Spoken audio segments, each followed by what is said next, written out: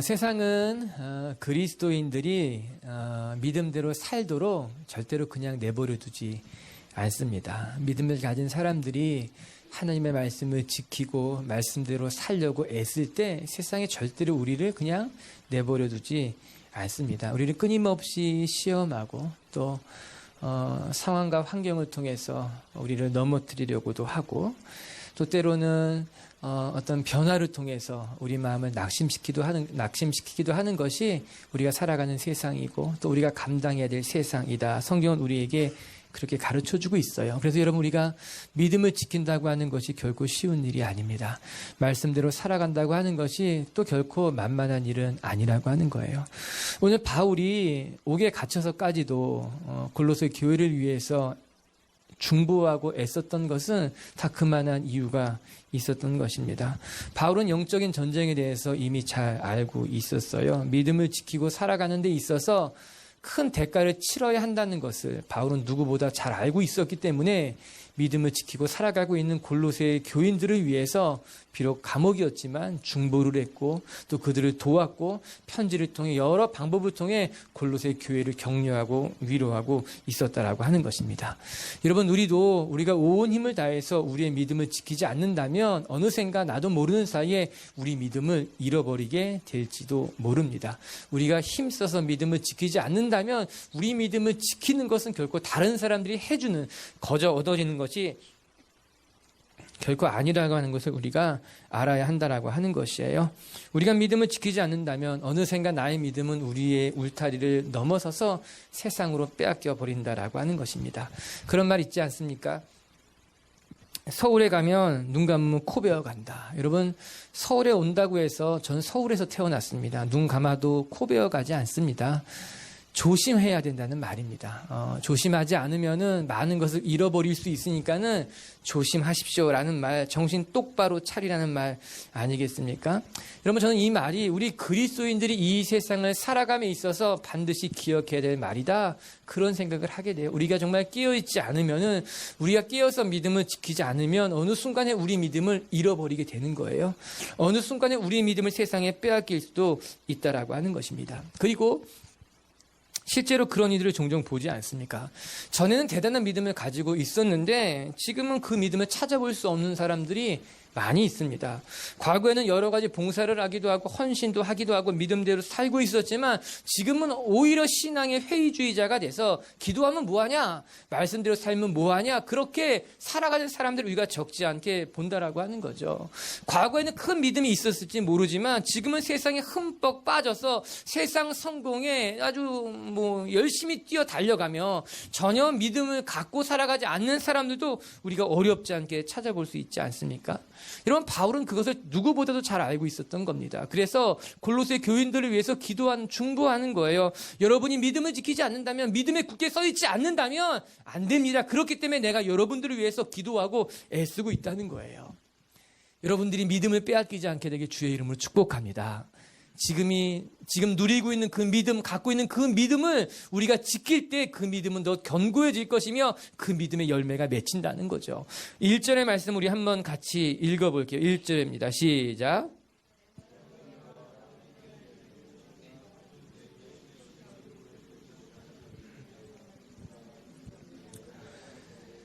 내가 너희를 위해 기도하고 있는 것을 너희가 알기를 원한다. 바울은 그렇게 고백하고 있어요. 그런데 1절의 말씀에 놀라운 것은 바울은 골로새 교회 성도들을 한 번도 본 적이 없다라는 사실입니다. 바울은 지금 한 번도 본 적이 없는 골로새 교회의 성도들을 위해서 날마다 기도하고 있었다는 거예요. 그들이 믿음대로 살아가도록 애쓰고 수고하고 있었다라고 하는 사실입니다. 우리는 내가 잘 아는 사람이라면 우리는 그 사람을 위해서 기꺼이 헌신할 준비가 되어 있습니다. 내가 아끼는 사람이라면, 내가 존경하는 사람이라면 내가 가진 것을 그 사람에게 나눠줄 수 있다라고 하는 거예요. 때로는 양보할 수도 있어요. 때로는 내가 손해보는 것도 감수할 수 있어요. 왜? 내가 아끼는 사람이기 때문에, 내가 좋아하는 사람이기 때문에 내 가진 것을 나눠줄 수 있고 내가 손해보고 양보보더라도 괜찮다라고 하는 것이에요. 그러나 한 번도 보지 못한 사람을 위해서 내 것을 양보한다고 하는 것, 내가 한 번도 만나보지 않은 사람을 위해서 내가 기도한다는 것은 어려운 일이에요. 오히려 우리는 한 번도 보지 못한 사람을 도울 때 머뭇거리게 돼 있습니다. 주저하게 될 수밖에 없다는 거예요. 그 인지 상정이 아닌가 그런 생각하게 되는 거예요. 그러나 바울은 오늘 비록 골로새 교회 성도들을 단 한 번도 만나보지 못했지만, 아니 그 교회는 바울이 세운 교회는 아니지만 그럼에도 불구하고 내가 그들을 위해 열심히 기도하고 수고하고 애쓰고 있다라고 말하고 있는 거예요. 이유는 무엇일까요? 이유는 한 가지인 거예요. 우리가 그리스도 안에 한 가족이기 때문에, 한 하나님을 섬기기 때문에 내가 당신을 한 번도 본 적이 없지만, 비록 골로새 교회를 내가 세운 교회는 아니지만 나는 당신을 위해 기도하는 것을 멈추지 않겠다. 내가 당신을 위해 헌신하는 것이 조금 더 아깝지 않다라고 하는 것이에요. 어떻게 생각해보면 우리가 아우리실 가는 것도 그와 비슷한 것이 아닌가 그런 생각을 해보게 됩니다. 우리는 한 번도 보지 못한 사람을 위해 섬기는 거예요. 한 번도 가보지 않은 땅을 찾아가서 그곳을 방문해서 그곳을 위해 기도하고 우리의 것을 나누며 그들과 함께 시간을 보내고 돌아온다라고 하는 것이죠. 물론 과거에 몇 번 다녀본 사람은 가는 것이 더 쉬울 수 있을지 모르지만, 그러나 또 어떤 사람들 한 번도 가보지 않았잖아요. 아니 많은 성도들이 비록 내가 한 번도 보지 못했지만 그들을 위해 헌금을 하기도 하고 그들을 위해 내 가진 것을 나누기도 하는 것 아닙니까? 여러분, 그것이 귀한 거예요. 아니 그것이 진짜 믿음이고 하나님의 공동체, 하나님의 교회가 해야 되는 일이기도 하다라고 하는 것입니다. 한 번도 만나보지 않은 그들을 위해 기도하는 것, 나와 전혀 관계가 없는 사람들을 위해서 나의 것을 나누는 것, 그것이 하나님이 원하시는 교회, 하나님이 만들고자 하는 공동체, 그리고 우리가 세워가야 될 교회고 공동체라고 하는 것이에요. 빛의 교회 성들, 올 여름에 우리가 그런 영적인 경험을, 신비를 체험할 수 있게 되길 주의 이름으로 축복합니다. 정말 내가 만나보지 않은 사람을 위해서 기도하는 경험을, 나와 관계없는 그들을 위해서도 내 것을 나눌 수 있는 경험을, 더 놀라운 것은 내가 그들을 위해 기도할 때 내가 영적인 만족을 누리는 거예요. 그들을 위해 내 것을 나눌 때 하나님의 나라가 만들어져 가는 것을 내가 보게 되는 거예요. 기뻐하게 된다라고 하는 것입니다. 오늘 바울의 고백을 한 발짝 더 들어가 보면 더 놀라운 고백을 그가 하고 있어요. 오늘 1절에 무슨 말을 하고 있습니까? 내가 너희를 위해 얼마나 힘쓰는지를 너희가 알기를 원한다라고 하는 것입니다. 한 번도 만나보지 않은 이들을 위해 바울은 힘쓰고 있다라고 고백해요. 이 힘쓴다고 하는 단어가 어떤 단어인가 하면요, 몸부림친다라고 하는 뜻인 거예요. 영어 성경을 찾아보게 되면요, 스트러글이라고 나와요. 몸부림치는 거예요. 투쟁하는 거예요. 애써서 싸우고 있다라고 하는 겁니다. 즉 골로새 교회를 위해서 바울이 지금 감옥에 있으면서 내가 어떻게 하면 그 교회를 도울 수 있을지 몸부림치고 있는 거예요. 몸은 피곤하고 그 감옥에서 너무너무 어렵고 힘들지만 몸부림치며 기도하는 거예요. 몸부림치면서 애쓸 방법을 찾고 있다라고 하는 것. 그것이 지금 바울이 골로새 교회를 향한 그의 마음이라고 하는 것입니다. 너무 놀랍지 않습니까?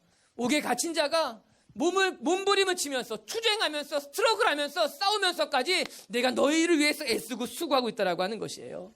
이유는 한 가지예요. 골로새 교회가 영적으로 한 가족이 되었기 때문에, 우리가 하나님 안에 한 형제이기 때문에 바울은 이런 수고를 감당하고 기뻐하고 있다라고 하는 것입니다. 진짜 동역의 모습인 거죠. 진짜 교회의 모습인 거죠. 진짜 공동체의 모습을 발견할 수 있는 것 아니겠습니까? 전 우리 빛의 교회 성도들이 이 빛의 교회 안에서, 여러분이 머문 곳에서 하나님의 교회가 어떻게 만들어져 가고, 그 교회가 어떻게 세상을 품고, 또 그 교회가 어떻게 하나님의 것들을 나누며 함께 기도하며 중보하며 세워져 가는지를 경험할 수 있는 그런 하나님의 사람들이 될 수 있게 되길 주의 이름으로 축복합니다. 그렇다면 바울이 골로새 교인들을 위해 이렇게 수고한 목적이 무엇일까? 물론 같은 형제요 자매다라고 하는 것은 이유일 수 있을 거예요. 그러나 그렇게 수고한 목적은 무엇일까? 그것을 우리는 알아야만 해요. 왜? 우리의 싸움은, 우리의 수고는 지난주에 묵상한 것 같이 허공을 치는 것이 되면 안 되기 때문인 거예요. 표대 없이 달리는 어리석은 다른박질이 되면 안 된다라고 하는 것입니다. 바울이 왜 수고했는지, 그가 수고한 목적이 무엇인지를 분명히 우리가 알고 우리도 그 헌신에 동참할 필요가 있다라고 하는 것입니다. 오늘 그것을 우리가 함께 묵상하기를 원해요.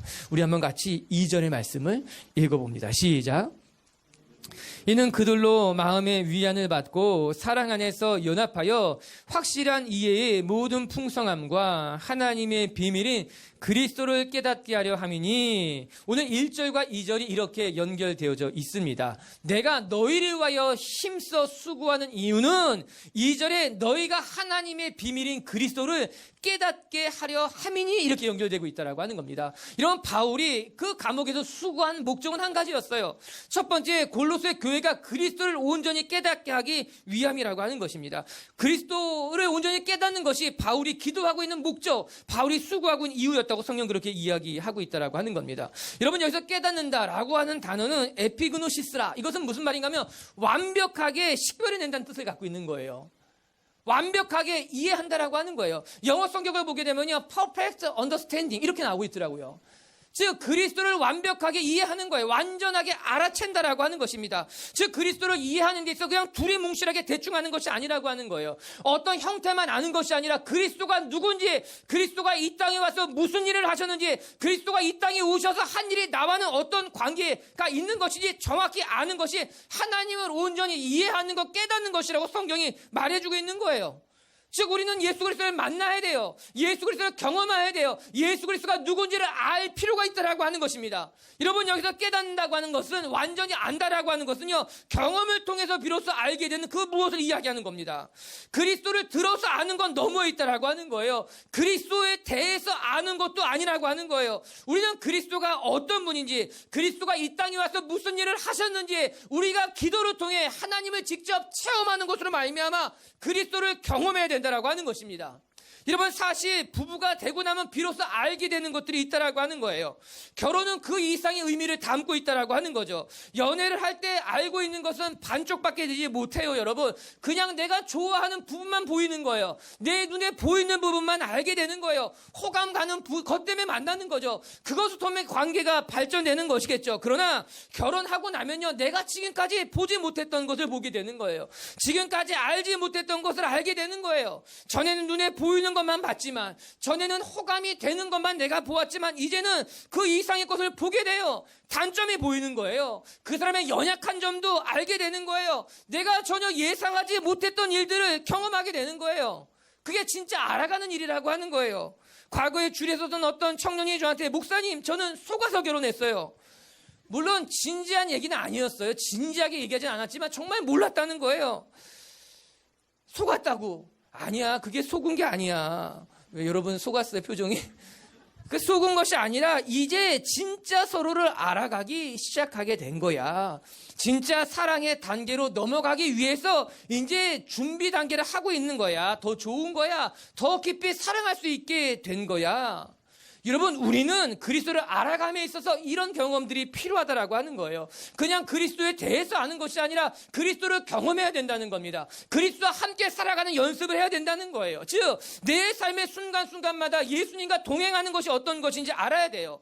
내 삶의 중요한 순간에 예수님과 함께 결정하는 것이 어떤 것인지를 경험해야 되는 거예요. 고난을 만났을 때 이 고난이 나에게 어떤 의미를 주는지 예수 그리스도를 통해서 발견해야 된다라고 하는 것입니다. 내 삶의 어려운 일을 만났을 때 그리스도와 함께 이 고난을 어떻게 이겨나가는지를 경험하는 단계가 필요하다라고 하는 거죠. 마치 혼자 여행을 떠날 때에도 예수님이 내 곁에 계신다는 것을 알며 느끼며 같이 여행하는 것만 같이 우리에게 허락된 이 시간들 속에서 예수님이 내 곁에 계시다는 것, 예수님과 함께 세상을 살아가는 방법들을 배우고 경험하는 것이 진짜 예수 그리스도를 깨닫는 시간이 된다라고 하는 것이죠. 전 여러분이 예수 그리스도를 깨닫게 되길 바랍니다. 그냥 들어서 아는 것이 아니라, 남들이 이야기한 예수 그리스도를 믿는 것이 아니라, 여러분이 경험한 예수 그리스도, 고난 가운데 여러분과 함께했던 예수 그리스도, 여러분의 삶을 붙들고 있는 예수 그리스도를 만나야 된다는 거예요. 그 중에 가장 중요한 것이 무엇일까? 오늘 바울이 이 편지를 써내려가면서 하나님의 비밀인 그리스도를 깨닫기 위함이다 라고 말을 했을 때, 바울의 머릿속에 있었던 그 그리스도를 깨닫는 것이 무엇일까? 바울은 무엇을 염두에 두고 이런 말씀을 전한 것일까? 이미 이것은 우리가 지난주 그 전주에 묵상했던 말씀이에요. 즉 골로새서 1장 15절에 나타난 이야기입니다. 같이 한번 우리 자막을 통해서 읽어볼까요? 시작. 그는 보이지 아니하는 하나님의 형상이시요 모든 피조물보다 먼저 나신 이시니, 이 말씀인 거죠. 그리스도는 보이지 않는 하나님의 형상이다라고 하는 것, 그것이 바울이 골로새 교인들에게 전달하고 싶었던 하나님의 비밀 중에 가장 핵심인 것입니다.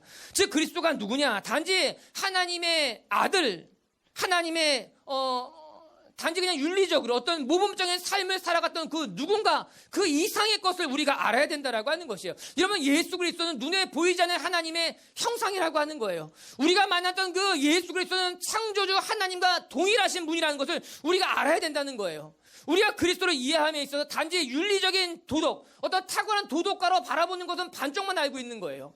우리가 예수 그리스도를 이해함에 있어서 정말 선하게 살아가셨던 선인 정도만 본다는 것은 예수님을 온전히 이해하는 것이 아니라고 하는 거예요. 우리의 예수님은 도덕가를 넘어선 분이에요. 우리의 예수님은 선한 삶을 살아간 이상의 생명을 주시는 분이라고 하는 거예요. 즉 눈에 보이지 않는 하나님이 나타나신 분, 그분이 예수 그리스도, 그분으로 말미암아 생명이 시작되고 그분으로 말미암아 이 세상이 창조된 것이라는 것을 아는 것, 그것이 예수 그리스도를 진짜 깨닫는 삶이라고 하는 겁니다. 당시 교회 안에는 하나님이 육체로 오셨다는 것을 부인하는 사람들이 있었어요. 그리스 문화 속에서, 헬레니즘 문화 속에서 거룩한 것과 속된 것은 구별된 것이기 때문에 하나님의 육신의 모습을 가지고 이 땅에 올 수 없다고 생각했어요. 그래서 예수 그리스도를 메시아로 인정하지 않았다라고 하는 것입니다. 그러나 그렇지 않아요. 성스러운 하나님이 인간의 몸을 가지고 이 땅에 오셨다고 우리에게 말씀해 주고 있는 거예요. 그리고 바울은 그것을 우리가 깨달아야 된다라고 말하고 있는 겁니다. 여러분 4절의 말씀에 보게 되면은 아무도 교묘한 말로 너희를 속이지 못하게 하려 함이니, 성도들을 속이는 사람도 있었던 거죠. 또 뒤에 살펴보게 되면은 너희가 철학과 헛된 속임수로 넘어가지 않기를 원한다고 이야기하고 있는 것 아닙니까?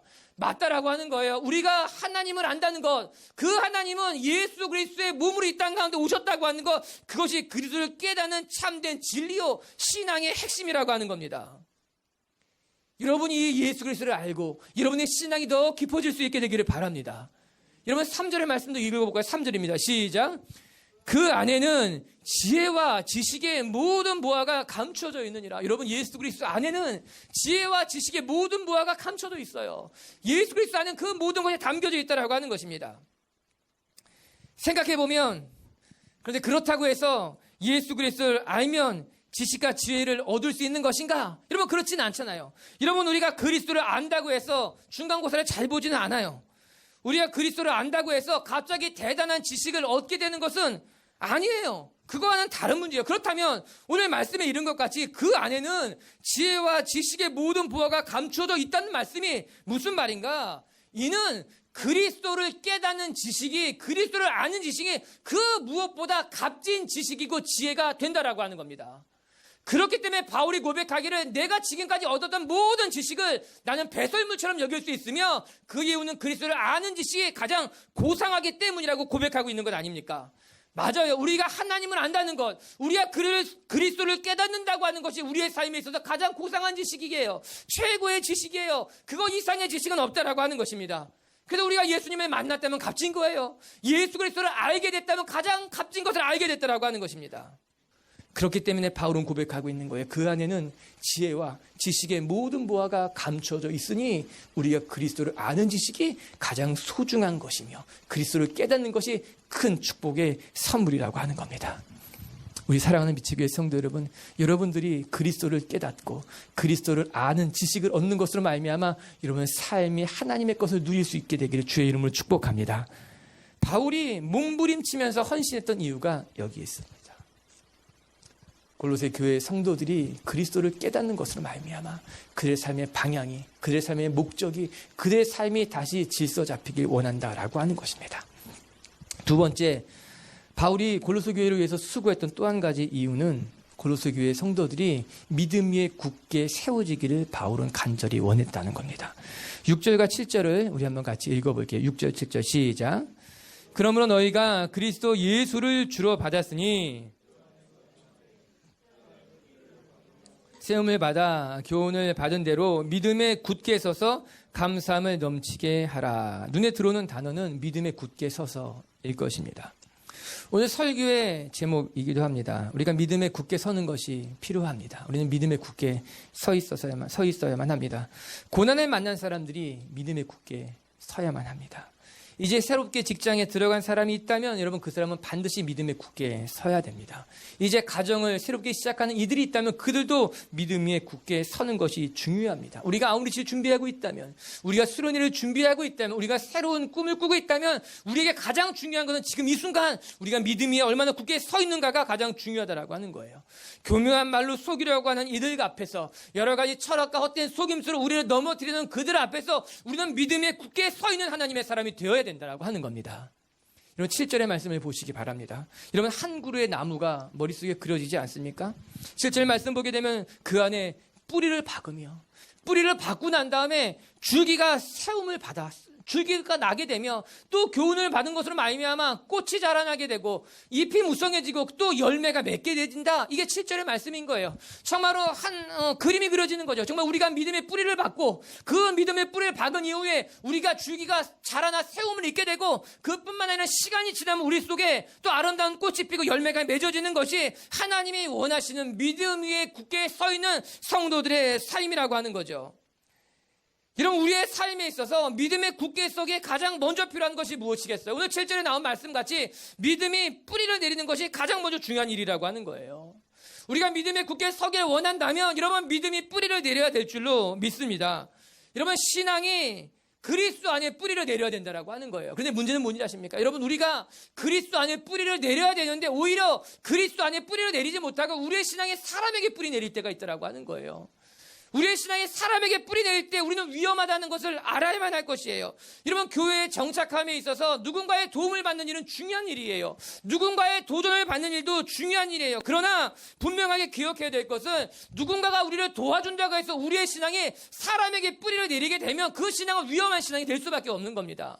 우리의 신앙은요, 그리스도에게 뿌리를 내려야 되는 거예요. 말씀에 뿌리를 내는 신앙이 되어야만 된다라고 하는 겁니다. 왜 교회를 떠납니까? 이유는 다 한 가지인 거예요. 대부분은 사람들에게 실망해서 교회를 떠난다라고 하는 거예요. 사람에게 상처받았다는 거예요. 내가 너무너무 실망해서 다른 교회를 찾아가야 된다라고 하는 것입니다.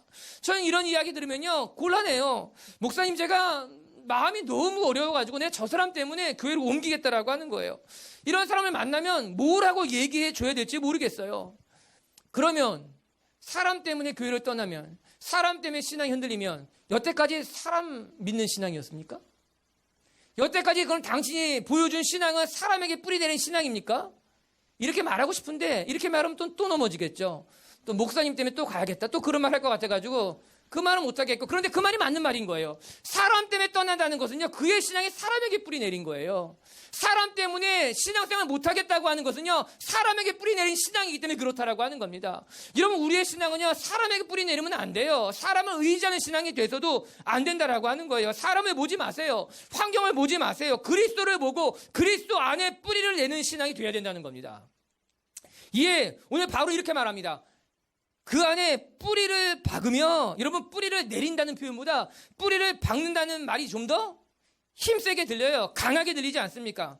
뿌리를 박아버리라고 하는 거예요. 마치 딱딱한 땅이라 하더라도 말뚝을 심차게 박아버리면은 박히는 것과 같이 너의 신앙을 그리스도 안에, 말씀 안에 단단하게 박아버리라고 말하는 거예요. 사람들이 너의 신앙을 흔들어도 흔들려지지 않도록, 환경과 상황이 우리를 흔들어도 흔들어지지 않도록 너의 신앙을 그리스도 안에 깊게 뿌리 박아버리라고 하는 거예요. 요동치지 않게 힘차게 내리쳐버리라고 말하는 겁니다. 지금 혹시 우리 가운데 믿음이 흔들리고 있는 사람들이 있다면 갈등하지 마시기 바랍니다. 고민하지 마시기 바랍니다. 여러분의 신앙은 그냥 말씀에 그리스도 안에 뿌리 박아버리세요. 내가 사람 때문에 도망가지 않겠다고, 사람 때문에 상처받지 않겠다고, 내 신앙은 하나님의 근거, 그리스도의 뿌리 박은 신앙이라고 선포할 수 있게 되길 바랍니다. 단단하게 박힌 못은 뽑히질 않습니다. 단단하게 박아버린 못은 흔들리지 않는다라고 하는 거예요. 두 번째 필요한 것은 뿌리를 박고 세움을 받아.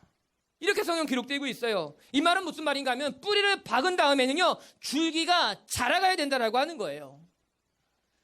나무가 뿌리만 내리면 되는 것이 아니라 그 나무는 곧게 자라가는 것, 세워져가는 것이 필요하다라고 하는 것입니다. 여러분, 우리의 신앙이 뿌리만 박힌 것에 멈춰서면 안 됩니다. 우리의 신앙은 뿌리를 내렸다면 세움을 입어야 돼요. 자라가야 된다라고 하는 것입니다. 그런데 신앙이 뿌리만 박고 멈춰선 사람들이 있습니다. 아니, 신앙의 중심은 잘 잡혀 있어요. 신앙의 중심이 잘 박혀 있어요. 그 사람 보면요, 신앙의 분명한 신앙 고백도 있습니다. 자기가 하나님의 백성이라고 하는 분명한 자기 정체성도 가지고 있습니다. 주일이 되면요, 교회 잘 나옵니다. 사람들 앞에서 나는 교회 다닌다고 이야기도 잘합니다. 누가 봐도 이 사람은 크리스천인 거예요. 그런데 성장하지 않아요. 잘하질 않아요. 뿌리는 박혀 있어요. 요동하지 않을지 모르지만요, 세움이 없는 거예요. 자라가지 않는 거예요. 그냥 뿌리만 있는 채 아주 낮게 납작하게 그냥 자라가지 않는다는 거예요. 목사님, 저는 원래 그런 나무예요. 그냥 키가 작은 나무예요. 그냥 낮은 나무예요. 저는 원래 그래요. 이런 할 말이 없죠. 원래 그런 나무라고 말하면 할 말이 없죠. 원래 키가 작은 나무라서 더 이상 자랄 필요가 없어요. 아니에요. 우리가 그리스도를 만나서 우리의 신앙이 그리스도의 뿌리를 내렸다면 우리 신앙은 새움을 입어야 돼요. 날마다 성장해야 돼요. 자라가야 돼요. 주기가 올라가야 돼요. 그러면 말미암아 꽃이 펴야 돼요. 여러분의 신앙이 꽃이 펴야 되는 거예요. 그 꽃이 핀 이후에 잎이 나고 또 많은 열매를 맺는 것으로 말미암아 우리의 신앙이 다른 이들을 먹이고 살리는 신앙이 되어야만 된다는 거예요. 여러분의 신앙은 여러분 혼자 서 있는 신앙이 아니라 땅을 붙잡고 있는 신앙이 되어야 되는 거예요. 여러분의 신앙은 여러분 혼자 서 있는 신앙이 아니라 복을 흘려보내는 신앙이 되어야 되는 거예요. 열방에 선포하는 신앙이 되어야만 된다라고 하는 거예요. 예수님이 말씀하신 것 같이 온 열방으로 나가야 되는 거예요. 제자를 삼아야 되는 거예요. 아버지와 아들과 성령의 이름으로 세례를 주는 신앙이 되어야만 된다라고 하는 것입니다. 여러분 축복합니다. 여러분 뿌리가 잘 박혀 있다면, 여러분의 신앙이 정말 중심을 잡고 있다면 거기서 멈춰서지 말고 더 자라가게 되길 바랍니다. 더 성숙해져 가길 바랍니다. 때가 되면 열매도 맺을 수 있게 되길 주님의 이름으로 축복합니다. 그러기 위해서 뭐라고 나옵니까? 교훈을 받아 말씀을 배워야 되는 거예요. 말씀을 통해서 자기 자신을 점검하는 것이 필요하다라고 하는 것입니다. 그래서 뭐라고 나옵니까? 우리 6절의 말씀 한번 또 읽어볼게요. 6절이에요. 시작. 그러므로 너희가 그리스도 예수를 주로 받았으니, 그럼 여기 중요한 힌트가 있습니다. 왜 우리의 신앙이 자라지 못할까요? 왜 우리의 신앙이 열매 맺지 못할까요? 우리가 행하지 않기 때문인 거예요. 알지만 안 행하는 거예요. 알지만 멈춰서 있는 거예요. 용서해야 될 것을 알지만 용서하지 않는 거예요. 사랑해야 될 것을 알지만 사랑하지 않는 거예요. 헌신해야 될 것을 알지만 헌신하지 않는 거예요. 양보해야 될 것을 알지만 양보하지 않기 때문에 그 안에 행하라. 그러나 행함이 없기 때문에 우리의 신앙은 자라지 못해요. 뿌리가 박혔을지 몰라요. 신앙에 분명한 고백이 있을지도 몰라요. 그러나 자라지 않는 거예요. 믿음의 굳건히 견고하게 세워지지 못한다라고 하는 것입니다. 바울이 비록 감옥에 갇혀 있었지만 골로새 교인들을 위해서 끊임없이 기도하고 오늘 말씀처럼 스트럭을 몸부림치면서 투쟁하며 힘썼던 이유가 바로 여기 있는 거죠. 골로새 교회 성도들의 신앙이 믿음 위에 굳건히 서서 성장하도록 자라도록 열매를 맺도록 그렇게 바울이 수고하고 애쓴다라고 하는 것입니다. 여러분 축복해요. 여러분의 신앙도 점점 자라가는 신앙이 되길 바랍니다. 여러분의 신앙이 오늘 말씀처럼 믿음 위에 굳게 서 있는 신앙, 근데 그 서 있는 신앙으로 말미암아 뿌리도 내리고 줄기도 자라고 꽃도 피고 열매도 맺고, 할렐루야. 그래서 우리가 하나님 앞에 더 큰 나무로, 큰 그늘을 갖고 있는 높은 나무로 자라가는 저와 여러분들이 되길 주님의 이름으로 축복합니다. 그리고 세 번째, 오늘 바울이 골로새 교인들을 위해서 그렇게 수고했던 이유, 목적이 무엇이 있는가? 우리 7절을 끝으로 한번 읽습니다. 시작. 그 안에 뿌리를 박으며 세움을 받아 교훈을 받은 대로 믿음에 굳게 서서 감사함을 넘치게 하라. 세 번째, 바울이 원했던 것은 골로새 교회에 감사가 넘치기를 원했다는 겁니다. 골로새 교회 성도들의 삶에 감사가 넘쳐나기를 원했다라고 하는 거예요. 여러분, 우리가 믿음의 뿌리를 내렸다면, 우리의 신앙이 점점 자라간다면 우리의 삶에 자연스럽게 나타나야 되는 것은 감사하는 삶일 겁니다. 여러분, 그 사람이 영적으로 지금 정말 깨어 있는지, 정말 신앙생활 잘하고 있는지 알 수 있는 방법은, 지표는 너무 간단합니다. 얼마나 오랫동안 신앙생활 했는가 보다도 더 정확한 것은, 그 사람이 지금 어떻게 봉사하고 있는가를 보는 것보다도 더 정확한 것은 그 사람이 지금 감사하고 있는가라는 거예요. 그 사람의 삶에 지금 감사가 넘쳐난다면 그 사람은 지금 깨어 있는 게 분명합니다. 그 사람은 지금 하나님과의 관계가 좋다고 봐도 크게 문제가 되지 않습니다. 그러나 지금 열심히 봉사하고 있다 하더라도, 오랫동안 신앙의 연수를 갖고 있다 하더라도 지금 그의 마음이 자갈밭이라면, 감사가 없고 불평과 원망이 가득하다면 그는 지금 온전치는 못한 겁니다. 그는 지금 건강이 좋은 편은 아니라고 하는 거예요. 여러분, 말세에 대한 징조를 성경은 무엇이라고 이야기하는지 아십니까?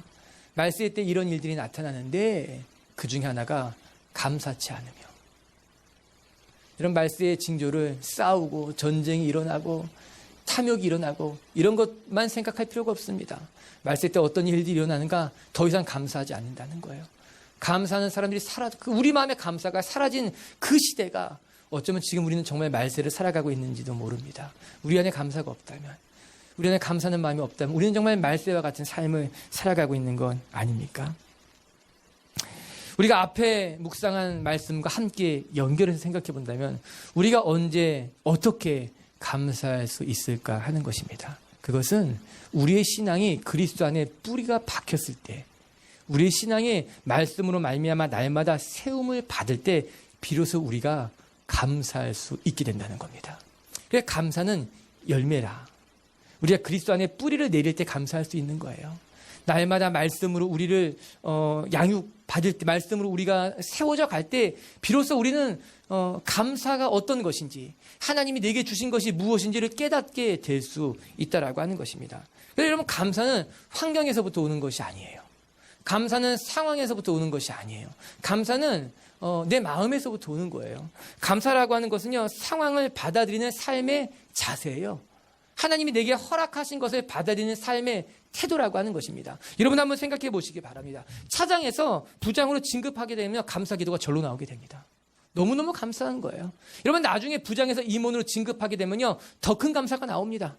연봉도 올라가게 되고 직급도 올라가게 되는 것으로 말하면 하나님 너무 감사하다는 거예요. 하나님은 최고라는 거죠. 늘 우리를 선하게 인도해 주십니다. 여러분의 얘기, 우리들의 얘기에 우리 그렇게 이야기하잖아요. 하나님이 정말 내가 기도한 대로, 정말 나를 이렇게 내 삶을 형통하게 하시는 것이 하나님이 정말 나를 복 주시는구나. 너무너무 감사하다는 거예요.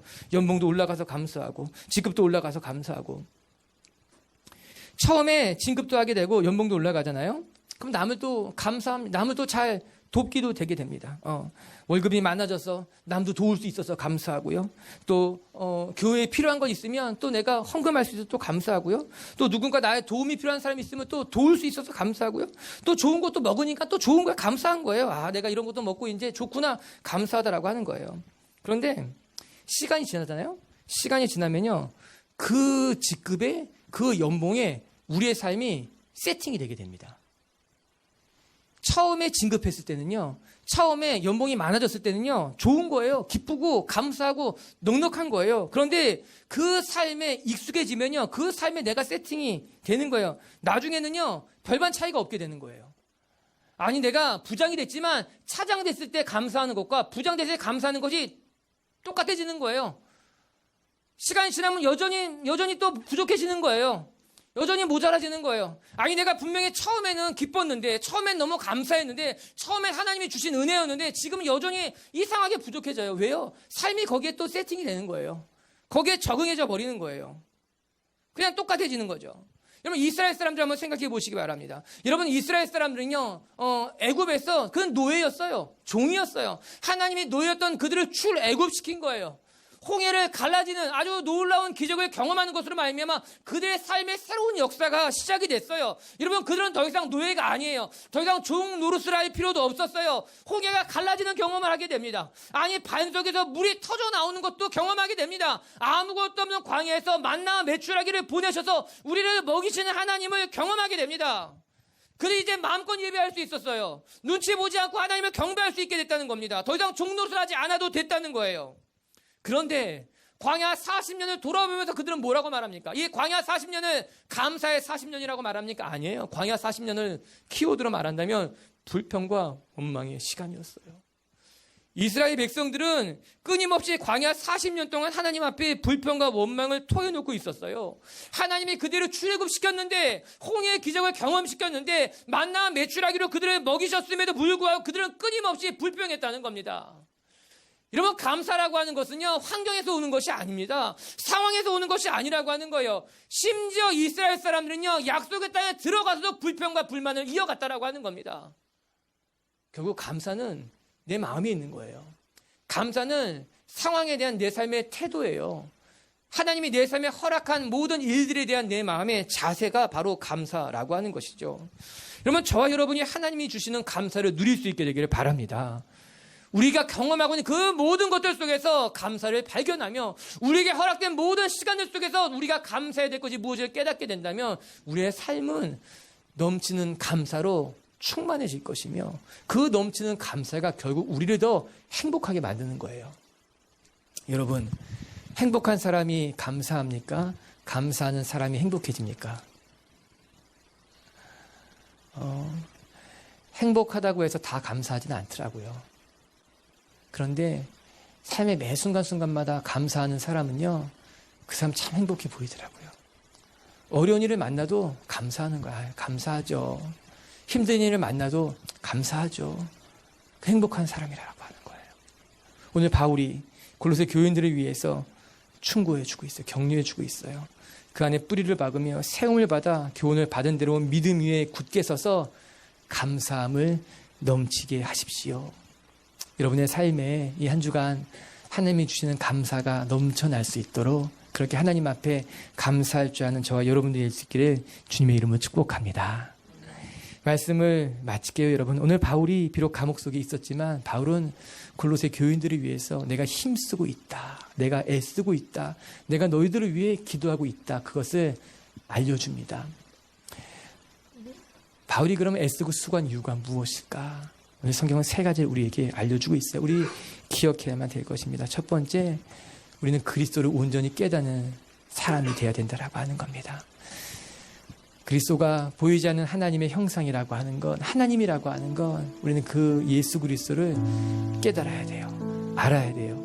경험해야 돼요. 고난 속에서 어려운 가운데도 우리의 삶의 한 복판에 우리와 함께 하고 계신 그리스도를 깨달을 때 우리의 삶은 더 풍성해질 것이고 넉넉해질 것이고 또 우리의 삶이 하나님의 뜻을 이룰 수 있는 삶이 될 줄로 믿습니다.